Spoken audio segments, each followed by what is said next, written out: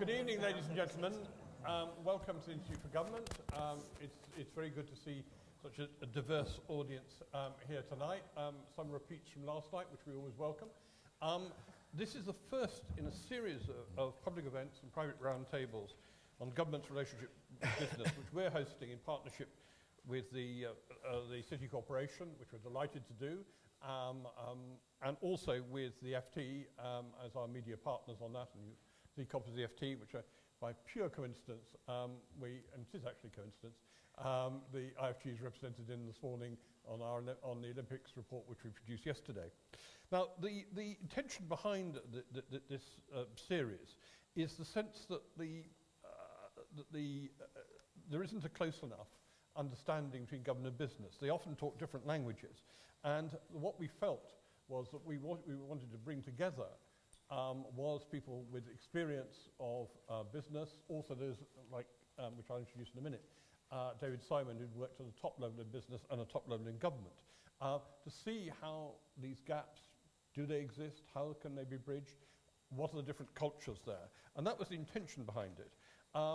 Indeed, our kind of, if I might say, the inspiration phrase for tonight was in the Civil Service Reform Plan, which we constantly refer to here, almost as much as Martin does, that the barriers between the private sector and the civil service must be broken down.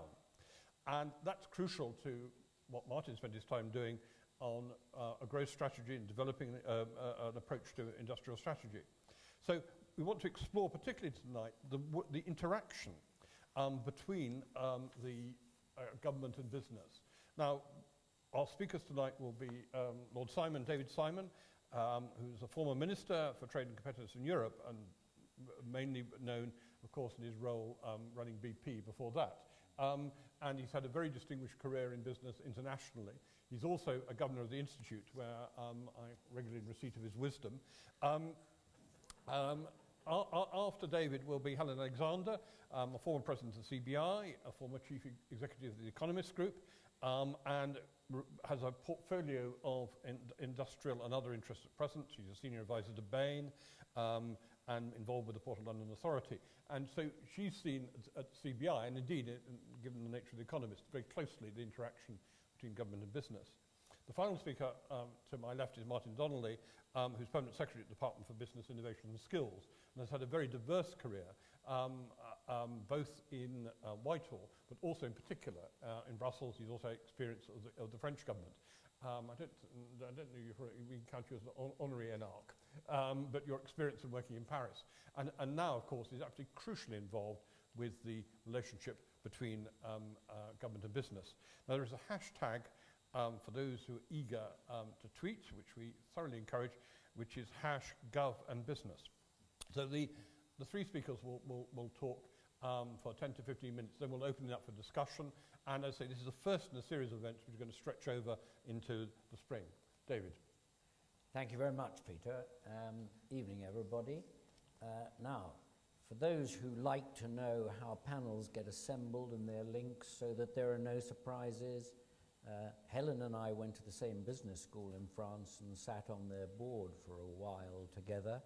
Martin and I worked together in my shortish period in government, mainly on the issues of competitiveness and growth, how to approach the euro introduction, and something which vaguely seems familiar again. I mean, Yogi Berra had the phrase for it. It is déjà vu again. It's economic reform and what became the Lisbon Agreement. So now you know how the links are made. I don't know how much linkage there'll be and what we need to say about these issues, but we shall see.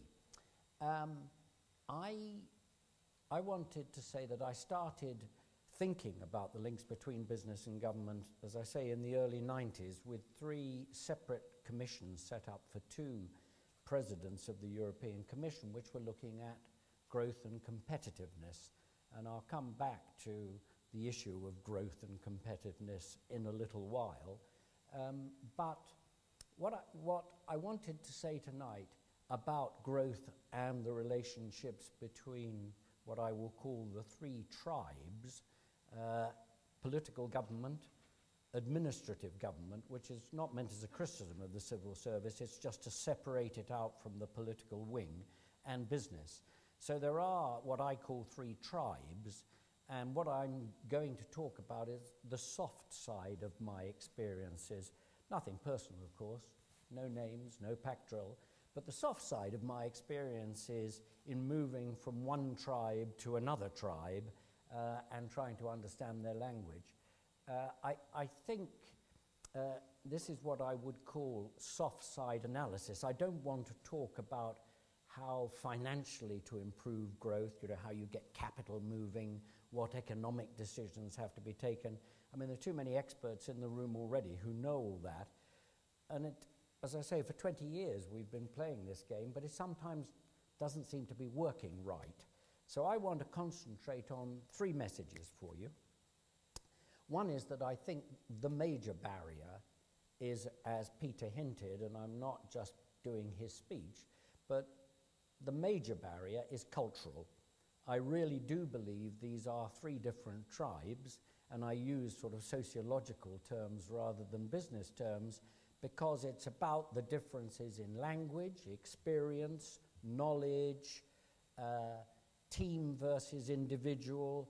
There are all sorts of accrued strengths in business, the administrative government and the political government, which are totally different. And the chances of talking past one another are very great without even an intention. So I start with the view that the cultural issues are the crucial ones. And in a sense, I think it's important to say that if you understand these things, you can do something about them. It's not a waste of time to analyze what the problems are, but there are no easy solutions. This takes time because cultures are very strong. I mean, government in our system wouldn't exist, and we wouldn't be so proud of protecting it from foreigners if it hadn't been very successful, our wonderful adversarial system. Our businesses exist and have been successful abroad, and we still do pretty well in the World Economic League, as it were, because our cultures are strong and good. As for the civil service, it must be the supreme cultural structure because it survived with everybody criticizing it. And that, I mean, I'm not joking, that takes immense strengths, particularly when we're not able really to defend yourself, which is part of our system. So I see these cultural differences as being crucial. My second point I want to make is that growth is about growth. First of all, I don't like talking about growth without competitiveness, because if you're not competitive, it's quite hard to grow. Therefore, I take the two together. But the point I want to make about growth is that it means, as a word, different things to different people. Because when you examine the competitiveness that you require to grow, there is a very big difference between growing a business and growing a nation. So that you have to really understand why we, as business people, talk about micro growth, the company, and we can do that quite successfully in a very unsuccessful nation. So there is a chance where you start to talk past each other with governments as they're thinking about very different types of growth, whether it's growth in GDP, whether it's growth in employment, whether it's growth per output per worker. You know, you can get into a wonderful series of languages about the definition of growth as you discuss between the three tribes. And you'll find that you can talk past one another, which brings me to my third point, which is this. If you have a cultural difference in understanding one another, and you have a definitional problem with what growth is, it leads to my third conclusion, which is to achieve any end of something as complex as growth, you need a clear strategy, you need clear objectives, and you need clear accountability and responsibility for who's going to do what. And that's how leaders work within a business, within a government. That's how you achieve your goals.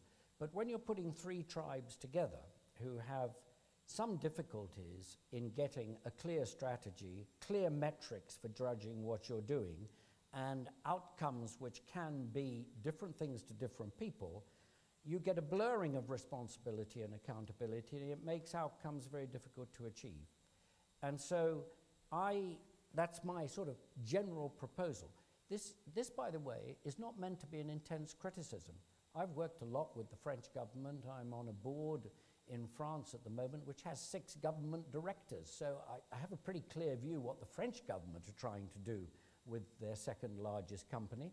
And it's not very different. They have different techniques, but it's not very different between what I've said in analysis on their board of the government directors and the private sector directors talking past one another, both wanting to make it a great company. So I have to tell you that although this all sounds very obvious, but also rather critical, I don't feel that at all. I just feel that unless you acknowledge the problems and start to think about how to solve them, for the leadership, it is a very difficult issue. So what are the things which I think are difficult to talk about that we have to talk about in understanding the other one another's cultures? First of all is timescale for solutions. Politicians, the political government, have very different timescales. It's either today or it's the election. And those are the two things that drive them. If you're looking at business, it's the quarterly results if you're unlucky, the annual results which you can't get away from, and then hopefully your strategy if you have long-term shareholders. For the civil service, heaven knows what your timescales are. I mean, I wouldn't want to get into that because they're pretty flexible, but all I can say is that timescale is a very important element of the potential for talking past one another when you're setting up the next thing, which is difficult, the balance between policy and delivery. The civil service have to indulge in both. They deliver, in my experience, very good policy, and they deliver mediocre delivery. But that's mainly because the organizations they're delivering on, if you think about them, National Health Service, Education Service, Social Services, are huge. Most businessmen haven't a clue how to run businesses like that, I can assure you. And when you break it down into bits, it's pretty obvious that they don't do it a lot better. But I'll leave that for the moment. I think there's a big misunderstanding of the management challenge within the executive services of what I call the administrative government as to how to make consistent progress. And the balance between the policy that you have to deliver to ministers, then have to go out and make real, is never always helped by the fact that ministers, like boards in companies, often think they're running the company. This is a very, very bad mistake that both ministers, in my experience, and boards of companies make. You supervise and you advise and you follow strategy and you look at the chief executive and judge whether he's good. You don't try and run the company. But I've seen ministers who think they run departments. Very strange. However, I will leave that for a moment. So I think those are two elements of the system which need looking at carefully. The third is incentives. There is no doubt, and we understand very clearly, that business works with different incentives than government. But I don't think this should become the vicious discussion that it becomes. I'm not just talking about the financial sector. I'm talking about the whole notion of financial incentives, but they're not the only ones. I mean, I can remember coming into government and hearing for the first time that we were going to have a policy of naming and shaming. And I thought, that's funny, I don't remember that from business. Explain this to me. And I thought, well, it's rather odd. In business, what you do is try to encourage and praise. You build pride. The idea you run a business by naming and shaming people who are naughty is, to my mind, difficult. So, sort of as difficult for a leader as saying, when you're encouraging a country, austerity is my strategy. For a business, you couldn't do that. So here are linguistic and leadership issues which come out of the incentive knowledge. How do you make things work better, which I find very different. Then there are metrics. I mentioned briefly metrics, but the metrics for satisfying an electorate are very different from the metrics for satisfying a business, and you just have to sort out those differences and discuss them carefully. In a wonderful world, an ideal world, you would have governments making the music, as they say, getting the electorate happy, encouraging them, and setting out the level playing field that business always wants to work in, and then you'd say to government, thank you very much. The civil service, whether through policy or delivery, would more or less run the rest of the show from a political standpoint, and business would be left to make money. That's what they really love, as long as they have a level playing field. So I see the business model, and it can work, but it's rare to make it work because of the three problem areas of culture, definition of growth, and definition of objectives. So I will leave it there for my colleagues. I would say that there are 2 or 3 very important things that are happening at the moment, which in my experience are good. One, and a lot of it is commented on in the excellent reports from the Institute of Government, and indeed Peter's article today in the FT commented on the organizational simplicity of the Olympic experience compared with other major projects. I think the important things that I remember very much from my period are, firstly, that you need a situation where business people and certainly the administrative part of the civil service sit together very often to talk about major projects. Boards, I think, are excellent. Non-executive directors and having business people around, as long as they know how to contribute, are a very good idea. I personally would like to see a lot more training of ministers because in the main, in my experience, maybe it's changed, they're not excellent at management or leadership in the sense that a businessman understands it, and they need training. They can't get it by magic, so someone has to do more training of the ministerial team. And then I think team is a very important word. The thing that always struck me again most in my switch of paradigms was that the business community and the business education is mainly about getting teams to function, to get horizontal answers to complex questions. The government machine is mainly set in silos because of managerial accountability through the political system to the commons, and it's very bad at horizontal problems. The getting together of ministers in my day to solve complex problems, other than through the cabinet committees, which weren't meant to do that at all, but unofficial. Well, I'll leave Martin to talk about that because he was the best person at cracking that problem that I ever worked with. So I'll finish there. Thank you very much indeed, David. Very interesting definitions of tribes and the roles of ministers, which of course, as you well know, is very near to our heart at the IFG on where ministerial talents and what they should be doing and what they shouldn't be doing. Helen. Well, I'm going to have a few stories, I think, and I was asked, I think, tonight, at least partly because of my experience at the CBI. But the first thing I wanted to make clear was one thing which I've come across a lot amongst business people, which is the idea that you hear a lot of business people say there should be more business people in government. And I think this is a complete fallacy in my view. I think politics is much, much, much more difficult than business. There are some honourable exceptions who've made a success of the move, but the whole notion of the dimensions that have to be taken into account as a political leader are the same as business and then more. And how many of you watched Borgen? Okay, well, you'll remember that last week, I've got the accent wrong, but Birgitta says politics is about achieving the best compromise. And that's not what is rewarded in business. In business, conventionally anywhere, at least in most Western countries, is decision-taking, risk-taking and decisiveness that are rewarded, and that is not the same. And I think that there is a whole sense in which a lot of business people wish they could get their hands on the NHS, the education system, whatever it might be. But their skills are different. There's a place for the input, but their skills are very, very different. And I think that's something I've come to recognise and still have to defend that point of view quite extensively.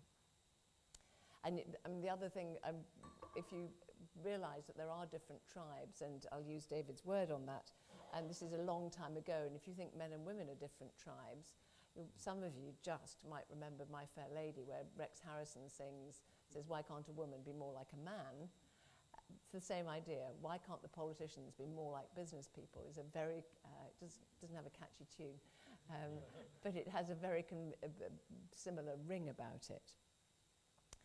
Now, that said, I think there are an enormous number of ways in which people, business people and people in government can get together. And one of the questions I thought about on this was, how is it that government gets their messages from business?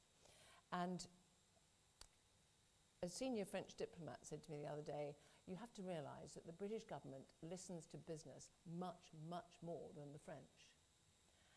And I fell off my chair, and he scraped me up off the floor, and I said, you didn't, I must have misunderstood. And he said, no, you haven't misunderstood at all. You've got the big signals going on, the president going to win the contract, but actually, in Britain, there is much more listening. Now, if you said that to a bunch of business people, I think they would fall off their chairs, but the whole problem, I suspect, is that they don't necessarily like the answers. It's not that they haven't been listened to. And I think it's very easy to say that politicians don't understand and don't have experience, and none of them have done proper jobs, some exceptions. But I don't think I think that's too simple as well, because if you listen, and I think it's Ed Miliband who talks very well about this, what is it that you get from a weekly surgery in a constituency? And the answer is, you get quite in touch. You get the problems, you get it absolutely clearly, you go out and you see people in a way that many business people don't ever do, especially the ones who think public transport is a taxi. So I think this whole notion about how we get the messages across is actually very important. And of course I would say, wouldn't I, that the CBI is a good route for that. But I think there's some very strong trade associations as well, who do a very fine job for most of their members, and particularly where it's a standard consultation, the channels are well known and they know how to use them and they know how to work them. But the other place I found myself thinking about was, what is the welcome from government to business? It's quite nice if you come in the door, somebody smiles and says, come this way. It's exactly the same if you're investing in this country. It's more than quite nice if somebody shows you the way, shows you the route, gives you the incentives to do what you would like to do. And again, making a slight French comparison, I was talking to a chief executive who was new in the role and said, this is now, I guess, about 2 years ago, timing it when Christine Lagarde was finance minister in France. He said, I cannot get coffee with the Chancellor, but Christine Lagarde knows everything there is to know about my business and invites me all the time because the strategy for getting the investment is there. Now that's slightly different from my point about listening, but the sense of welcome, the sense of some very basic, quite human things about responsiveness in time. It's not all about tax incentives or subsidy. It is about responsiveness, clarity of who to talk to, clarity of being joined up as well. Now, from a CBI point of view, perhaps one way of looking at it, for me personally, what were some of the surprises? And I think perhaps the first was around the degree of clarity required in getting the messages across. Now, I do have a background in the Economist newspaper. I do understand what clarity, I thought I understood what clarity meant. But it is absolutely essential that those messages are repeated and are crystal clear. For me, another formative moment was when I was chair of one of the media trade associations, and there were about 10 trade associations in the room, and a minister came in, and we had the Publishers Association and the periodical publishers, the directory publishers, the direct marketing. Those are just the ones I can remember. There were about 10 in the room. And we were all there for one cause. I think it was around data protection. And the minister just said, forget it. I haven't got time to talk about these details that you're all trying to represent different views. Go away, sort yourselves out, and come back when you've got one clear picture to give to me. And you think, fair enough. This is absolutely the kind of message that has to get back into business, that if government is going to be swayed and going to listen, the messages do need to be well thought through, but also crystal clear. And when the anti-bribery and corruption legislation was going through, what is it, about a year ago now, I was with one of the ministers, and I said, this really, really matters to business. This is our top priority at the moment. And back from the minister came, really? Nobody said that to me before. And you just kind of, either it was disingenuous, but I don't think it was, but it was the notion that we'd been, as it were, banging our heads against the wall to get this message across and still hadn't succeeded until you're face to face and said, this is one of the major things that this month, this quarter, that business is worried about. So this sense of clarity and also knowledge of when to use political capital and make those contacts and make those connections is very important.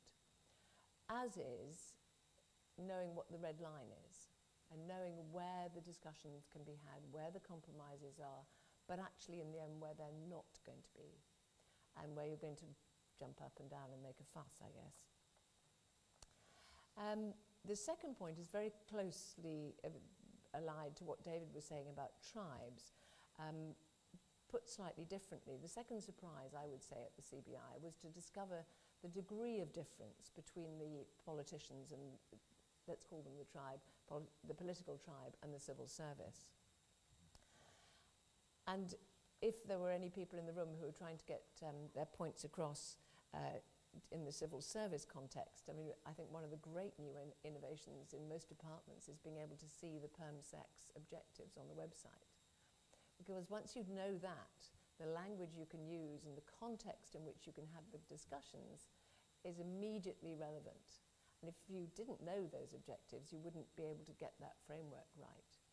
And red tape is one good one, because many of the permanent secretaries have that as an objective, the reduction of red tape.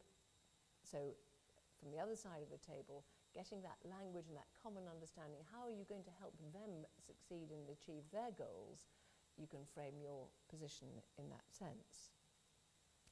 But I think deregulation is a good example of something else, actually, because the civil service can be more concerned with, in that instance, with what's on the statute book already and what's going onto the statute book. The business language, and I like David's idea of talking across or talking past, the business language doesn't care, the business doesn't care about what's on the statute book or whether the EU put it there or Westminster did. What they mind about is how it feels. Does it feel like one more damn regulation after another or not? That the regulator is behaving in a very heavy-handed way. That's what matters. It's the experience, not the detail, if you like, of what's going on in the strategy, on the statute book. And I don't like football analogies at all, but it is a sort of ball in the net versus keeping the ball in play sense of those two tribes.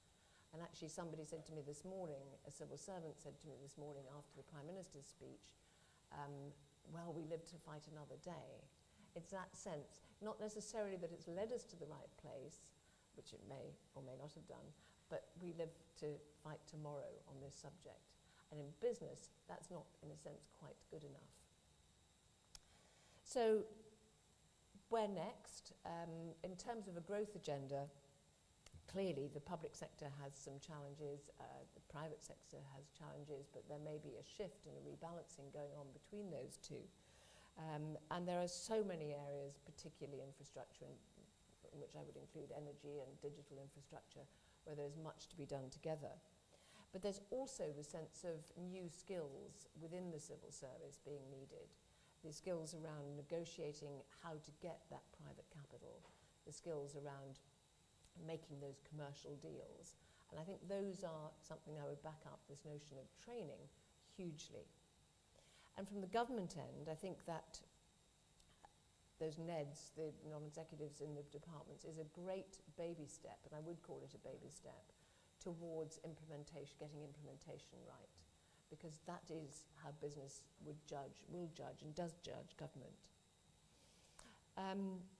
The OBR I would also put into that context, you know, that hardening of forecasts gives confidence to business, which is all about the growth agenda and where to invest and when.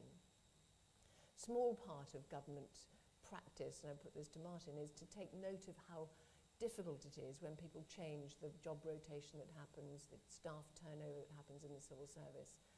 I went to a department the other day and they said, we've given up having business cards. Now, for me, that's a really difficult thing to handle because I don't know who it is I'm meant to be talking. I can see them across the table and they were kind enough to give me their contact details. But that notion that kind of we've stopped doing all that, interesting. I think the only other thing I would say here is about the notion of an industrial strategy, which is a sort of Voldemort kind of thing. You know, you're not allowed to mention, or it's a strategy that dare not speak its name. The boost to confidence that will come as we see the selection of those industries that are going to be at the heart of what I would call an industrial strategy, I think is an enormous plus. And I think that's kind of context and clarity, again, from government to business will get that language, that conversation going better. And I think I would echo what David says, we do have a remarkable civil service. And for me, the example that I would use on that is, and again, use in the context of business, where this innovation would not have been so easily dealt with, I think, is the formation of the coalition. The notion, and I know there was a lot of work done on that, the notion that you could do something which hadn't been done here, and because you didn't know that it was supposed to take 3 months like it does in Holland or Germany, that it would take a small number of days once the election had happened, is a remarkable thing. And these kinds of achievements get talked over all too often, I think. So I'm going to stop there and come back to other points perhaps about how government can join up better. But those are some of the aspects I'd like to highlight. Thank you very much indeed, Helen, to link Borgen, My Fair Lady, and Harry Potter. I'm glad you noticed. Absolutely. No, some very interesting points there, which we'll pursue in discussion, and also you're joined up this.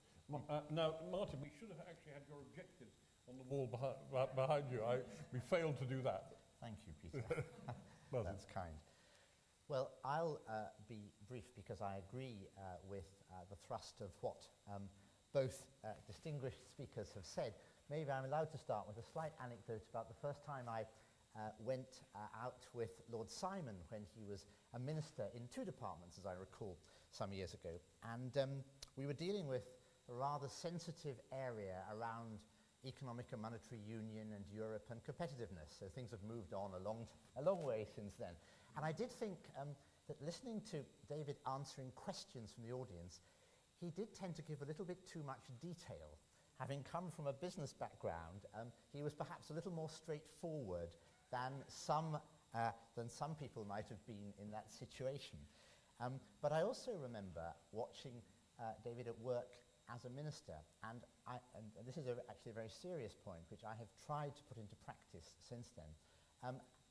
He was very effective at giving the civil servants in the room respect for the competence and professionalism which they brought. He was also clear that he would remember what you'd said, and if in 6 months' time it proved not to be correct, then there would also be consequences. And I thought that was a fair balance to have, and a good example of effective partnership working. Look, I'll just make a few points before the discussion. First of all, we don't have the business-government relationship in a vacuum. And I just want to underline this. We are working in an extremely intermeshed global economy. And when we get this right, we build opportunity and possibilities for competitiveness. When we don't, then somebody else benefits. So it's not a relationship as though it's two people around a chessboard. It's actually a very crowded stage, and we need to get it right. And from where I sit, the relationship with UK Trade and Investment, with the Foreign Office, colleagues here, is absolutely fundamental. This does not happen just or particularly inside the UK, and certainly not in the Westminster Village. This is about global impact today and global image. I think for me, after 2.5 years of being permanent secretary of the business department, the basic message is one of trust. There has got to be trust between the business community, my team, both senior and also the people who do all the sharp-end work. And for me to gain that trust with the business community, we've got to have effective partnership with our ministers, and I believe we do have that. But it's absolutely fundamental. You cannot have a gap between where the officials are and the ministerial community is, and you can't have a gap between officials and business. I would use a couple of examples, I think, of where we have helped to gain that. One is the way in which my department, working with a lot of other people, closed the regional development agencies, the RDAs. That would have cost us hundreds of millions of pounds if we had got consultants in to do it. It was done highly effectively by the civil service. And I think ministers saw that. It's not something which one can necessarily trumpet as a great success because, in a sense, it's closing down something. But it was done with great professionalism, with the support of the people in the RDAs, and it was done very well. Second one is industrial strategy, which has been mentioned, is still work in progress. For my department, is the #1 priority. We can only add value on this working closely with business, and I believe we are doing that. But the flip side is that we in biz have to be effective across government, because it's not the biz industrial strategy, it's the government's industrial strategy. So one of our roles is to be a bit of a, I'm not sure ambassador's the word, but trying to explain business to parts of government, not just Whitehall, but agencies, which don't necessarily have as much contact as we do. And sometimes it's to take part in robust internal debates on issues like visas, for example, where there are several strands to the argument, and we need to make sure that the evidence is available. So I think that's the second point that I want to underline. One of the things that we need from business is evidence. And as soon as you start to say that, you have to disentangle what we mean by business. Inevitably, someone in my job has a very close relationship with business organizations, particularly, but not just, the CBI. For me, that's very important. I can't do the job effectively if I don't know what key business organizations are saying, what key sectoral organizations are saying. But that's only the start of the process, because, as is pretty clear, the cultural difference between a large business which can specialize and have people doing government relations or indeed doing HR or finance, compared with SMEs, where you might have 2 or 3 people doing the whole thing, is immense. It's probably greater, in my view, than between business and government, though I agree with all of the points that have been made about our different objectives. So it's important for me and my team to do what I call the sort of bacon sandwich circuit, where you get out and have breakfast with a set of small businesses somewhere who quite often provide you with quite nice bacon sandwiches, if you like.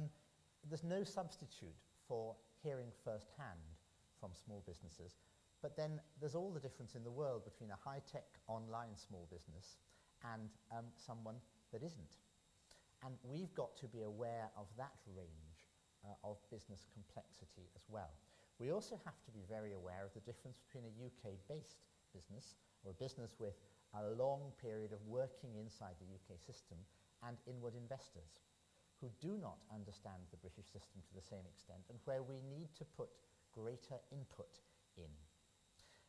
And again, this is something where you have to judge how much time you've got and how much value you're going to add. Is there going to be an investment out of it? Is this a company where we need to spend more time talking to the head office in Saudi Arabia or Seoul or Tokyo or increasingly in Shenzhen or Guangzhou than we do to the people in the UK, or both? We've got to be good at doing that, and we have to work seamlessly again with UK trade and investment and with our posts abroad. But also, our UKTI colleagues and BIS have to work on the ground in the regions with key businesses, and BIS Local has an absolutely critical role, because we can't expect businesses to spend a lot of their time talking to us. We've got to be more effective at communicating in a way which is less of an overhead. And there's some interesting work going on I just want to highlight there, using digital media to do that. We were looking at care homes recently, and we did a consultation which the team ran on digital media. They had tweets and so on, and they got hundreds more responses from people who had never engaged with the government before in that way. And we're going to have to do a lot more of that, and we're going to have to get smarter at it, because it's very important that we don't just talk to the usual suspects. Talking to business is not about being corporate. It's also about listening to the disruptive innovators, whether it's in health technology, whether it's in various forms of online retailing, and working out what they need so we can feed it back into the wider objectives of competitiveness, growth, and employment. I think the point about government being complicated is one which goes with the territory of what government has to do. And I think if you look at permanent secretary objectives, you probably see that complexity. If I was in business, I think I would like to have a rather smaller set of objectives than the ones I have online, but they're all online for a very good reason, because they're communicating something of what we're trying to do. And I think the one point I want to underline, which hasn't come out so much yet, is the challenge we all have of communication. Because a lot of what we do doesn't really have impact until it's come across. Let me give you a concrete example of some meetings yesterday. We've been working on the better regulation agenda, the red tape challenge and so on. A lot of regulation comes via Brussels, so we've been working with the European Commission. We got their experts and their regulatory impact unit team over for a meeting in London to pursue the top 10 asks that we got from business, but also to meet with businesses directly. And we were able to facilitate that. I think that was really important and helpful. But the next bit of the challenge is, how do we communicate to business? First of all, that's happening. Secondly, that you can get involved. Thirdly, what the impact is. And that challenge of communication is a very big one across the whole government business agenda. I don't think it's getting any easier. So we're looking to communicate what is going on. We're looking to make more businesses aware of the opportunities for working with government in a global environment, from export promotion through understanding what health and safety is really about, through the technology, the support for innovation which is available. And we're also looking for help in delivering. And we will take all the business expertise we can get. And we've used that in the apprenticeship area for looking at how do you make apprenticeships more business friendly for small firms, to add more value when it comes to technology, to make sure that we're meeting businesses' requirements 4, 5, 10 years down the road. You can't build a nuclear industry without the skills. Well, how are we doing that? And the more input that we can get from business people, the more effective we are both at getting the evidence and at communicating with the business community. And we do get a huge amount of help on that. And I think I'd echo Helen on this. I think in our British way, we're actually pretty good at mingling business and government in a way which is sometimes below the parapet, but is actually there. Final point I'd make about that is the role of non-exec directors. I think this has been a really effective step forward.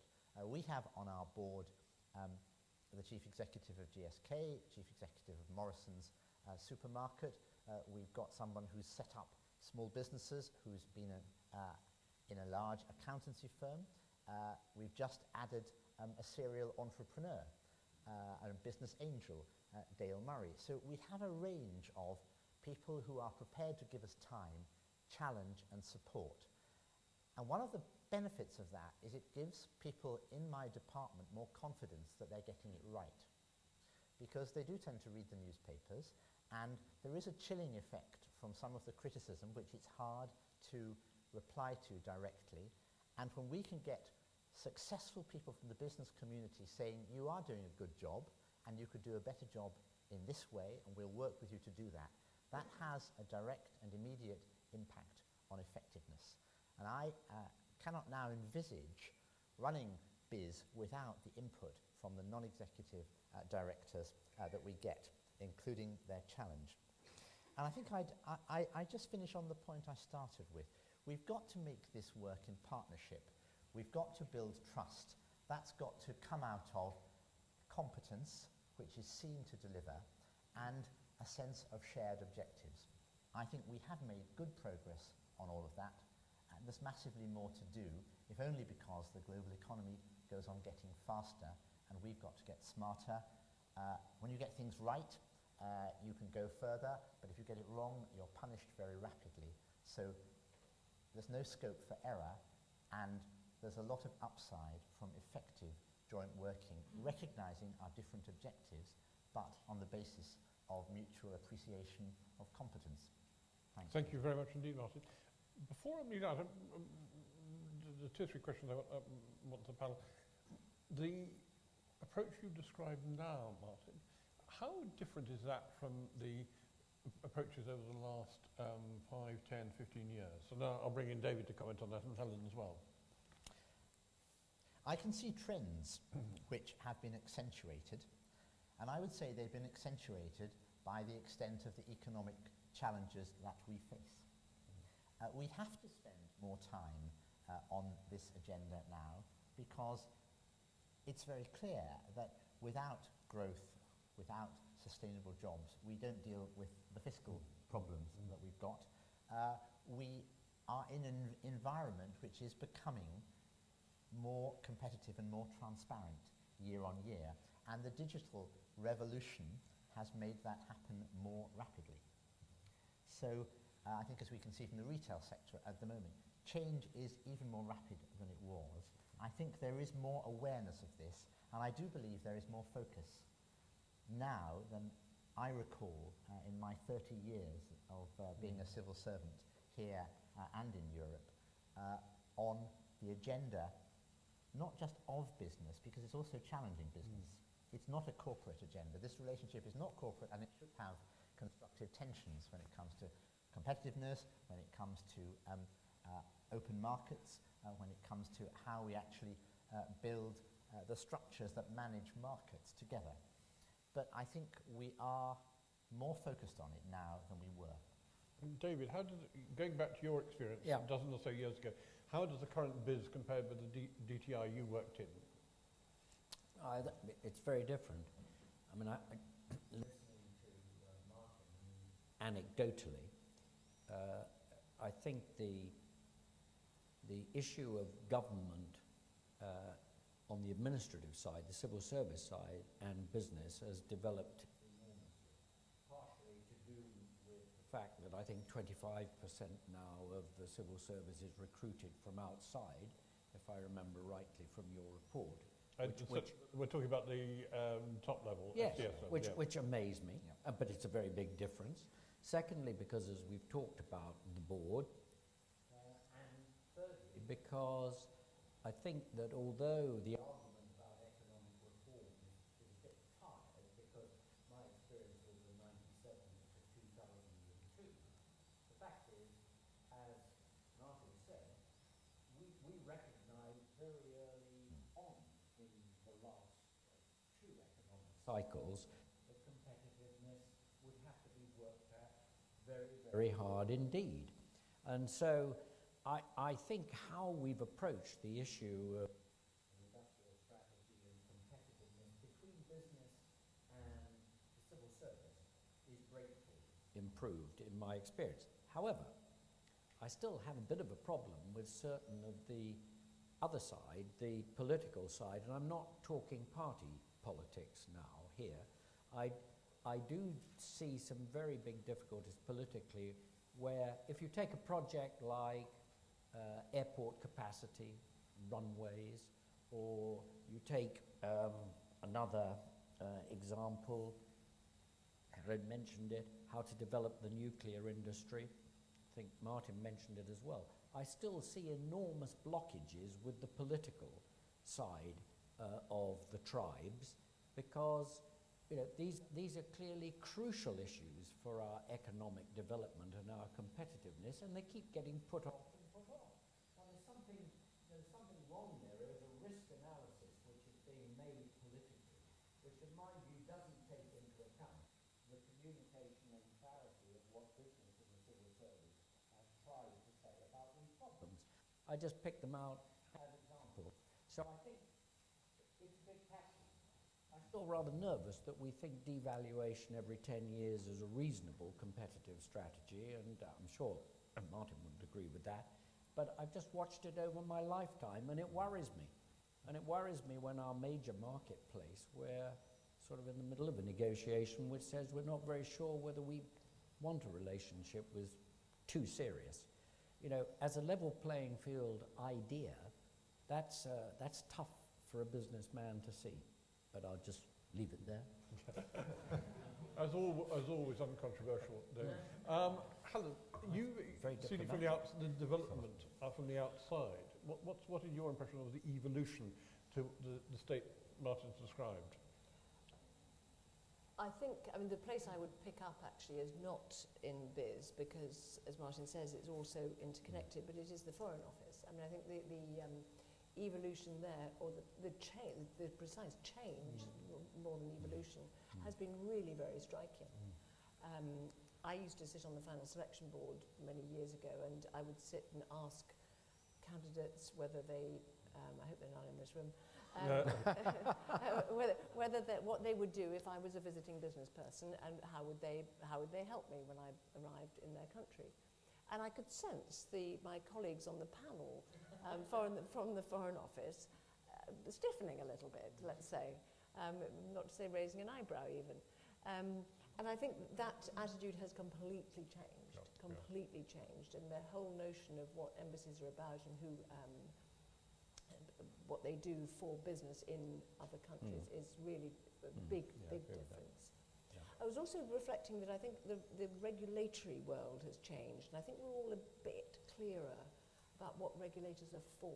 I think regulators have got used to regulating, and you've got the Ofcoms and the Ofwats and the Ofgems who kind of have a place now, and they know what they're up to. I think that's meant a big change in that relationship as well. Yeah, because in the sense of the creation of the law during the 80s and the 90s, and that evolution. Yeah, and the people who are being regulated know what regulators should do and what they're there for. Regulators are a bit more self-confident in a good way, and I think that relationship is an improvement. Just one fun point. You mentioned you wanted to raise a point about cross-government. Well, it was just a point about being joined up. David touched on it. I think in business, one of the things that people use all the time and they think about all the time is precisely the horizontal answers to things, and partly because the departments are big, what they're dealing with is big. But when you know that the Treasury and HMRC aren't joined up, that feels very strange. And that's the sort of thing that needs work all the time. It's not just a project, it's not just a year, it's every day. What about the joining up? Because you're a department which deals with a lot of business, but there's DEC, GCMS, etc., all of which are related to Treasury itself, financial services, for example, in the city. That is the main department in the city nowadays. Joining up. Well, I agree with Helen. It is a perennial challenge, and it's one that you have to deal with on a political and an official level. And I think the signals from ministers are very clear. Focus on growth across the agenda. Very much agree with what Helen said. I think work with the Foreign Office is tremendous. I'll take one example. In Tel Aviv, we've got high-tech unit looking for innovative companies to come into the UK, that works with UKTI, that works with BIS, that works with the research councils, the science community, and is partly privately funded. There are lots of other good examples like that. The cross-government work relies on getting the right culture in place, and there we have got to be less tolerant sometimes of when we're not delivering all the value that we should. And it's not just with the obvious suspects. We've done some really good work with GCHQ, BIS and Cabinet Office on the whole cyber security agenda, and that is immensely important for every single business in this country, and I believe that we are a bit of a global leader in what we're doing. There is more to be done, but I think we've actually made huge progress on that in recent years. How can I put this point? That it does help when, for example, the permanent secretary of DEC has been in the business department. It does help when the permanent secretary of the transport department has been in the business department. In fact, it disrupts my excellent top team. So, there is it does help when the Foreign Office's excellent permanent secretary ran BIS not so long ago. So actually giving people first-hand experience of the growth challenges and the issues is tremendously important, not just at senior levels. And there's a lot of demand inside the civil service. Certainly in my department, people love going out to visit businesses, to engage. It's very motivating for the same reason that ambassadors and teams abroad like working with business. It's concrete. You can see what the challenges are and how you could help. There is more to do with departments that don't necessarily have that as an obvious, day-to-day agenda, and we've got to work smarter on that. Education would be a big one. Yes, absolutely. Education is an evening all of its own. Yes. A little anecdote, not meant at all politically, and being now very careful with what I'm going to say, now that I know we're off the record. I was asked by the Prime Minister when I first appeared from BP to chair a task force on the preparation for the Euro. And I said, well, that's absolutely fine. Thank you, Prime Minister. Off I went, as one does on these occasions, went to my principal private secretary and say, what do we do to get a task force? And he said, oh, that's fine, I'll get it organised. We had 6 ministries we had to bring together with 6 junior ministers and their civil service people. So we had this meeting, we discussed the things that needed to be done to have a Euro introduction plan in the UK. Yes, we were going to do that. And as Martin sort of observed afterwards, when I went back to DTI, where I was for this particular meeting, I said, as one normally would in business, how did the meeting go? I'd like 360-degree feedback, please. So the guy looked at me, my principal private secretary, said, are you serious? So I said, yes, I'm absolutely dead serious. So he said to me, well, honestly, Minister, it went tremendously well. Well, I didn't think we'd got anywhere, so I found this a bit tricky. So then I said, well, why do you think the meeting was so good? He said, well, Minister, we've never had a task force or meetings with other ministers from other departments before, so it had to be good. I should say to everyone... It's changed since then. Yeah, absolutely. We are on the record because we are tweeting exactly. I didn't say that at the beginning. But I think that is safely in the past. Well, that was a script from Yes Minister. It's got nothing to do with the real world, but I enjoyed it at the time. Absolutely. And we'll set up our own task force here. Right, questions? Right, we've got plenty there. At the back, Alan Bailey.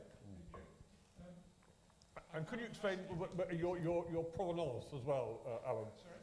Your background and everything. Oh, well, my interest in this is because I was the Undersecretary in charge of the Treasury part of the industrial strategy introduced by Dennis Healy in the 70s.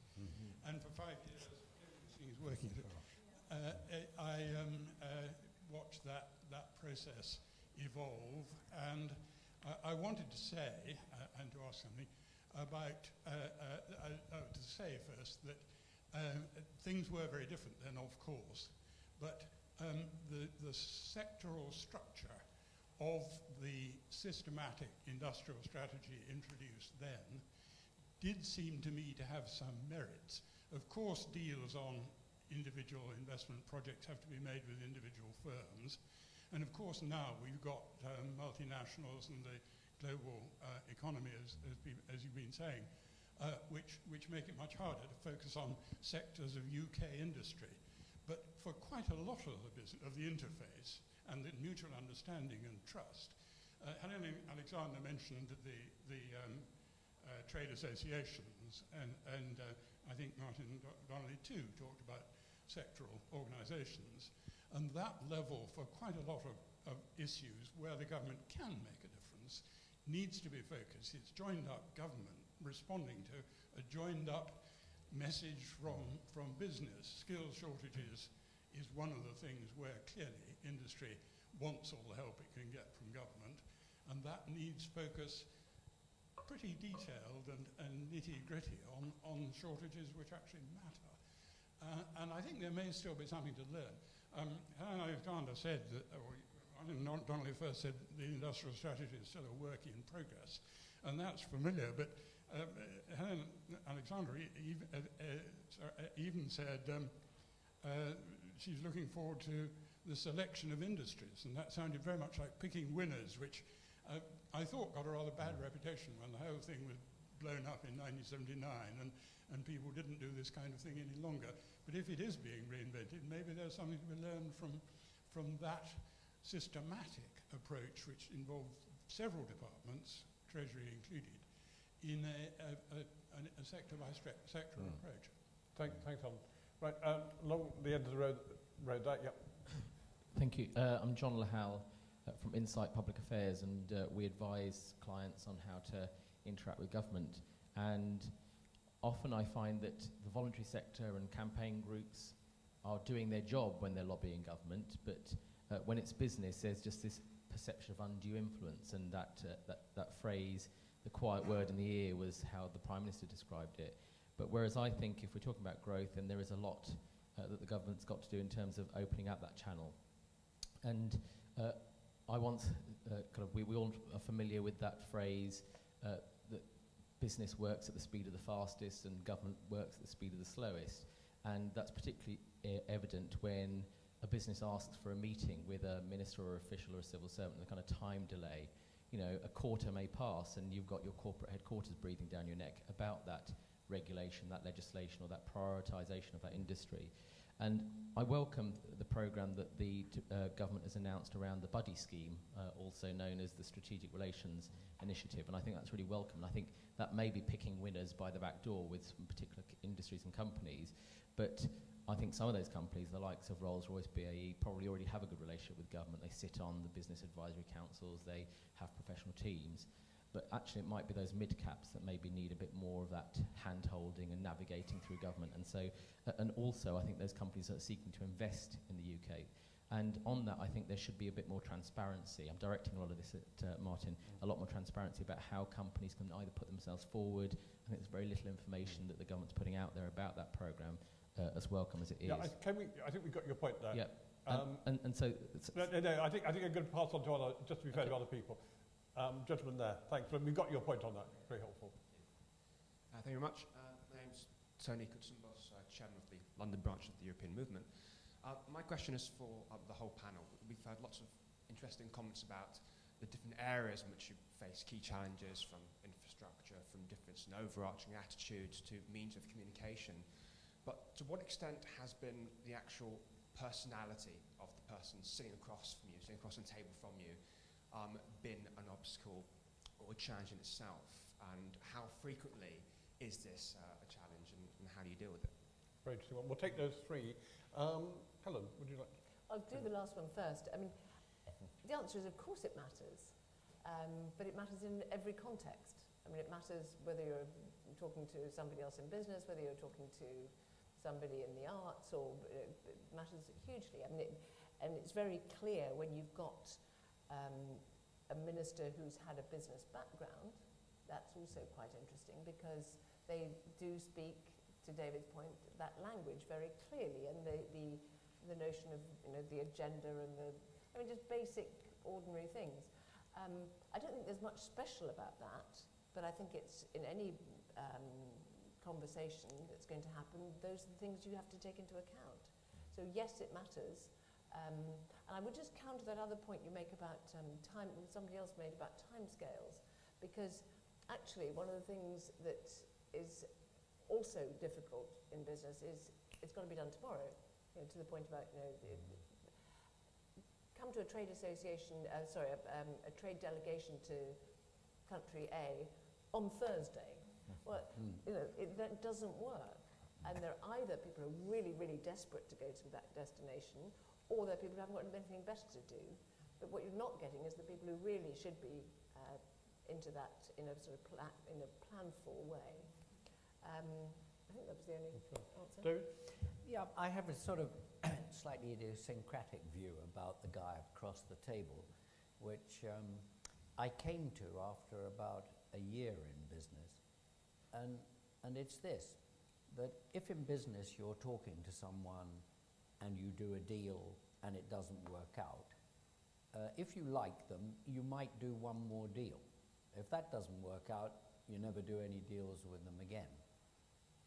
Of course, if you look at the formative ranks of the political tribe, you can't do that. You have to do a deal, and it sometimes goes wrong, but unfortunately in the adversarial system, that's what the game is about, but you have to keep doing business with them. And this is a very different attitude to the across-the-table relationship, and it's part of what I mean by the culture. This is not a criticism, it's an observation about how the political animal works in a way which a businessman would never dream of working. So, to me, it makes a very big difference. But when you're across the table, it's not just whatever Gladwell calls it, ping or zing, or within 2 seconds you know whether you like the person, which I agree with, you probably do. It is that his knowledge base, experience base, and behavioral base is totally different from yours. So you really got to start thinking. It's a very serious question. Now, with Alan Bailey's point on the other point about the business worries on undue influence and timescale, gentlemen. Well, influence and timescale, I think we have to do what any other organisation would do, which is judge how best to use our time and our scarce resources, including political resource. We have to be open, we have to offer people different routes, but that doesn't mean everybody gets half an hour with a minister. We all know that. I think we are pretty good at doing that. I think we've got people who are very well plugged into different sectors. There's always more to do. I do think when it comes to inward investors, or investors we want to keep, you have to cut us a bit of slack in terms of how we contact people who may not always want their contacts to be that public. And that plays over into the diplomatic world, the political world, but also, there are occasions where I don't think it would be reasonable to put every meeting, every phone call out there the next day because people just wouldn't want to do business with us. And I think our job is to balance that need against the wider importance of transparency. And there's an awful lot of transparency which goes on, and I think that's a good thing. But we do need to be aware that occasionally there is such a thing as commercially confidential discussions that you have to have, and they don't always work. And you don't want everybody to know that you've had them because you might not get a chance to have them again. On industrial strategy, I think this is actually very exciting, and for us it is a priority. We've moved 40 of our best people into this area in recent months. We don't pick individual winners, we do aim to pick the games we play, or to move away from a rather crude metaphor, the areas where government is going to have most impact in partnership. I think the Automotive Council, which builds on work from the last government, is a very good example. Aerospace is another. The whole energy sector, nuclear, renewables, oil and gas. There's a huge amount to do, and it's partly about showing that the government is committed for the medium term. It cares about the skills, the innovation, the procurement. It wants to look together with the sector of what needs to be done in a way which isn't corporatist, which leaves space for innovation, for new entrants. And I think there is a huge amount of upside for UK in what we're doing. I think we've made a good start. There's more to do. We're rolling out sectoral strategies over the months ahead. And ultimately, it's got to be partnership. Just to give you one other example of that, I aim to go to Asia every year because you have to. I was very struck in Singapore with one approach to business, in Beijing, meeting the macroeconomic planners with another. As soon as I started to talk them through our industrial strategy, they were both extremely interested because they are wrestling with the same challenges, and that's usually a sign that we're getting it right. Thanks very much. Right. Gentleman there, gentleman there, gentleman there.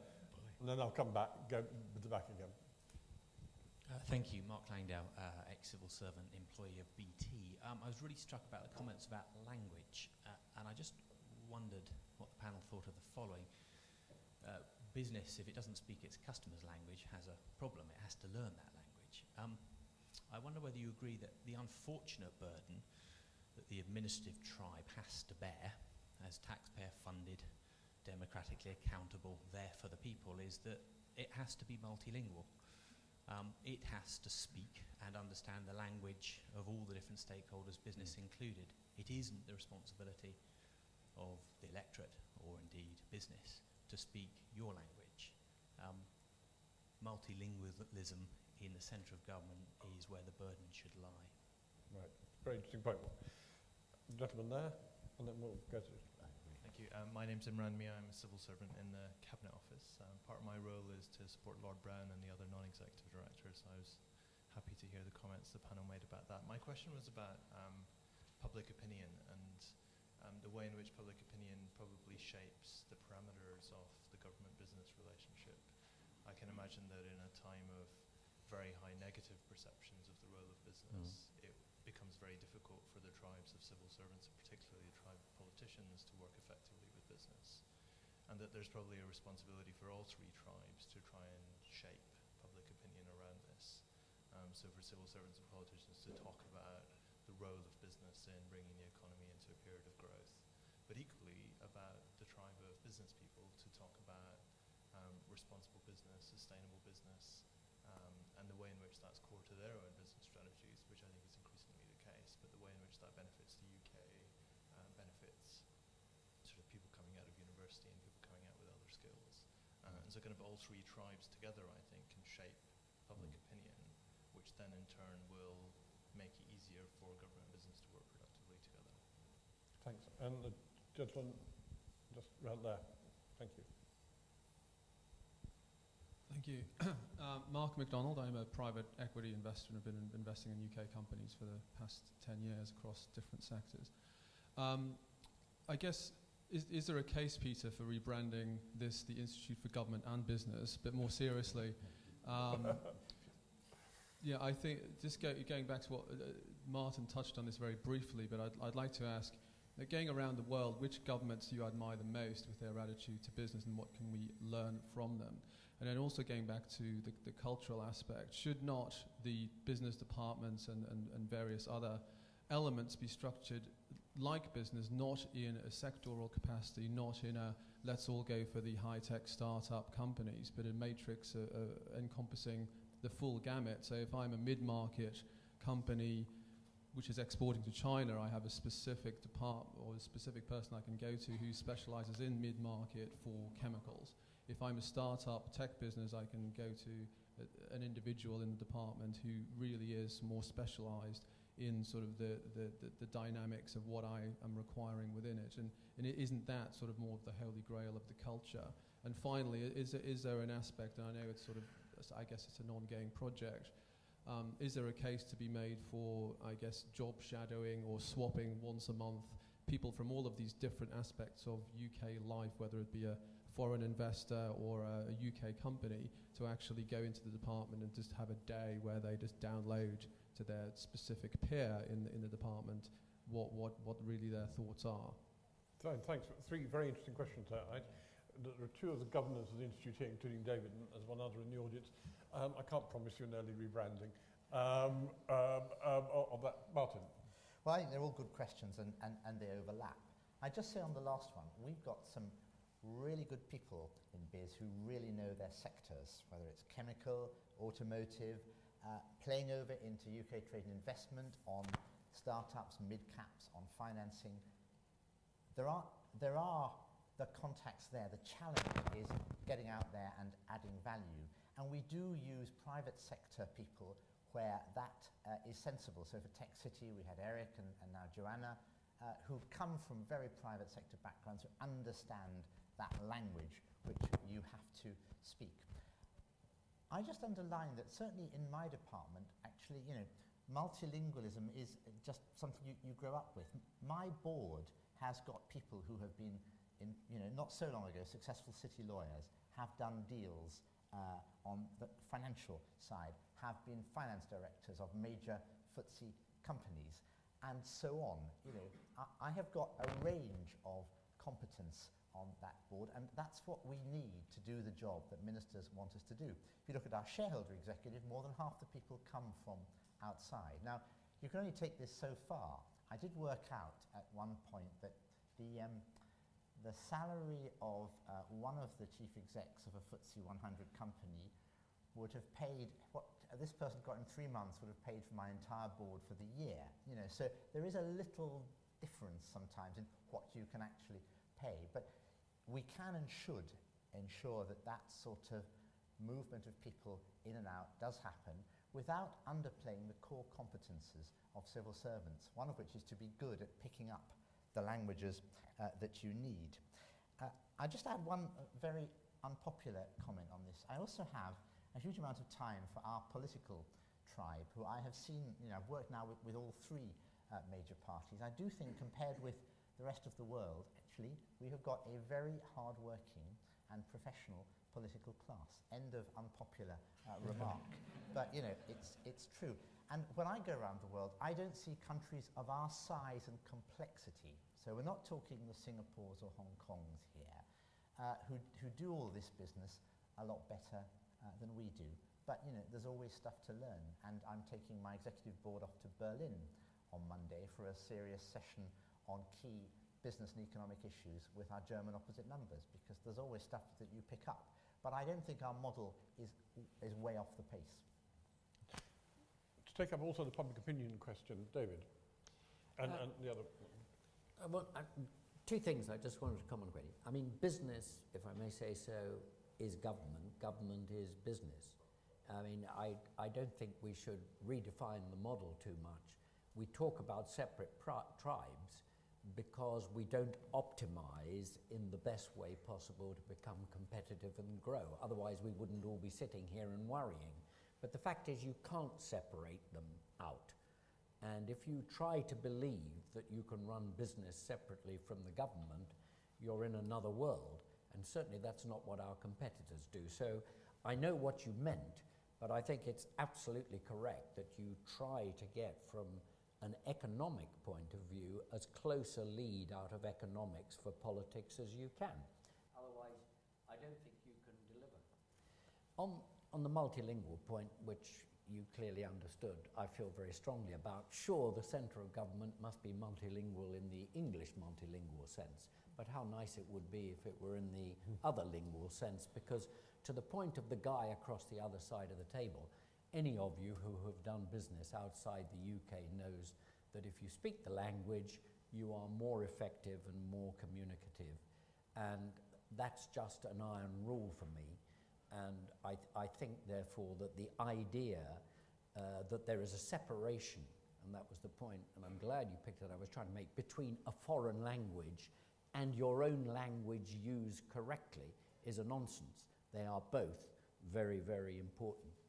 PR, I don't remember the point. Was that business people getting too pushy with government? What was the PR point? No, public opinion point. Oh, the public, shaping public. I thought the statement, was correct. Each of us should have a script to show a coordinated approach to the requirement for political and economic cohesion, which is fit for purpose for the time we're in. I mean, I think the business, Helen will do this better than I can. She's had business fit for purposeness based on ethical business models has surely got to be pushed much harder. Health and safety, all the issues which are developing because our shareholders and our electorates want that. Government, I agree with you, has to shape up to a different set of messages. They're not quite right yet. They're not calibrated for growth, I don't think, but they will be. And as for the poor people in the middle who are multilingual and running this whole system, well, they'll write the scripts anyway. Helen, do you want to say I just want to come back on that point about public opinion, because you asked it in the context of people being, the three tribes being positive. I think there's a first step, which is no tribe being negative. I think that was, one of the first things that came through in the last year was, hang on a second, stop bashing.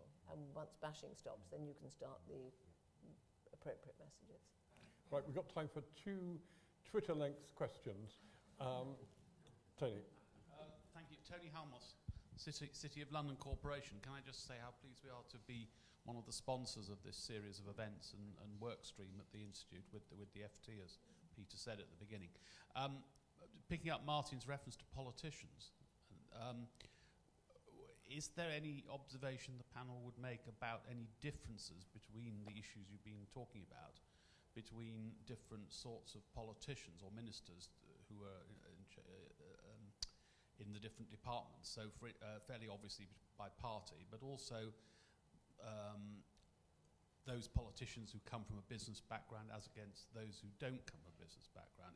Is that, in your understanding of the issues we've been talking about, is there any difference there? And if so, what is it, and how might one bring them all into the right place? Okay. And the gentleman next to you. Kevin White from the Home Office. I wanted to ask about aspirations for the future. As someone has observed, this is a conversation we would have been having with slightly different language and examples 25, 30 years ago before that. Is good just that we continue to talk and worry at this issue and try to be better, or is there a prospect of real transformational change? Right, 2 very good questions there. Different types of politician and nature of change. David. Different types of politicians. I just observe for the sort of track record that business people who go into politics, or I think they've been termed goats in the local language now, if you're multilingual, never seem to last more than 2 years. I mean, if you look at the track record, that is good. Why are they different? Some of the reasons that Martin alluded to, and some of the things I talked about. Time scale for achievement in the DNA is quite different. The directness, I'm afraid I've been slightly pulled up by the chairman on, is more normal in business than it is in government, in the language that we choose to speak. And metrics for performance, responsibility and accountability in business are prime. But as Helen wisely said, and it's true, government is much more complex than business. So trying to simplify it into the business model doesn't work. And that's why you have people like Martin who are, maneuvering this around. But yes, it makes a terrific difference what your knowledge base, education and tribal instincts are, which have been built up over 30 years. Couldn't be anything different, I'm afraid. But you just have to work on the communication. Helen? I think I was saying that there is a difference between the minister who's had that history in business, but I was actually talking about elected ministers. And I think many of the people who've gone in from business haven't been elected as politicians. And I think there is a distinction there. I don't think it's necessarily better or worse, and actually what you need is a mix.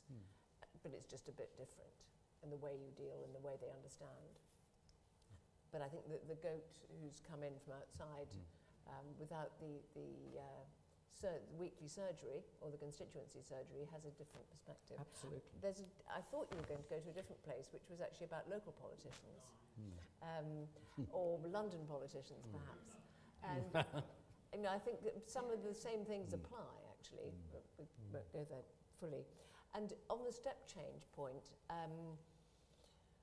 you've got to get out of the media or the public opinion question first. But I think there's a real appetite amongst people in business, and I don't like using business, it's people in business, not businessmen, but people in business, who will actually leap at the chance to be involved. And Martin's described extensively lots of different engagements, but I think there is a chance for step change. Martin, final word? well, my job is to work with the ministers that God gives us, or rather the electorate give us, and quite right too. I would just say that as actually with teams of civil servants, having a team of ministers with a diverse set of backgrounds and experiences undoubtedly adds something. I think we're fortunate in that. I also think from a biz perspective that the succession of trade ministers that we've had, very strong business backgrounds going over several governments, has undoubtedly added value. And I'm not sure you can expect people necessarily to do it for more than a rather limited time, given the challenge. My final point, I think, on the transformational changes. No, well, I hope we never stop talking about this, because it's important and it keeps on changing. So there is a constant need for communication between business in its very different forms and government in its evolving forms. And I think, Peter, this sort of session is very helpful for doing that, but it matters, so we've got to keep at it. Well, thank you, Martin. And can I thank the panel very much, David Simon, Helen Alexander, and Martin Donnelly. This is the first of a series of events we're going to have over the next 3 or 4 months. I'd like to reciprocate the thanks to the City Corporation for their sponsorship and also working with the FT as well. And very grateful for that as well. And we want to develop these themes in various ways. I mean, we're going to look at the personnel interchange in other events over the course of it, and they'll be written up and appear on our website. So I'd like you before we adjourn next door, where there are drinks and canapes, as always after these events, to join me in thanking the panel for their fascinating contributions.